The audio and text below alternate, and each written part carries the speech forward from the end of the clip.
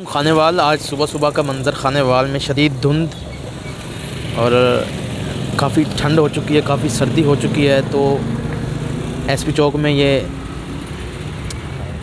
एहलकार अपनी ड्यूटी फ़राइज़ सरअंजाम दे रहे हैं। ऐसी शाहीनों को हमारा सलाम है जो सर्दी में भी अपने काम पे लगे हुए हैं और ट्रैफिक की रवानी में मदद देते हैं। ये तो सुबह सुबह बल्दिया के मुलाज़मीन भी मैंने देखे कि वो भी सफाई सुथराई में लगे हुए, तो उन सबको हमारा सलाम। जहाँ पे वो कुछ ऐसा करेंगे तो हम उस पर उनको तनकीद का निशाना भी बनाते हैं, लेकिन इस सर्दी में अगर वो कोई काम करें तो उनको सलाम भी पेश करते हैं। तो ये हमारा असासा हैं, ये लोग सरमाया हैं और ठंड में लगे हुए हैं।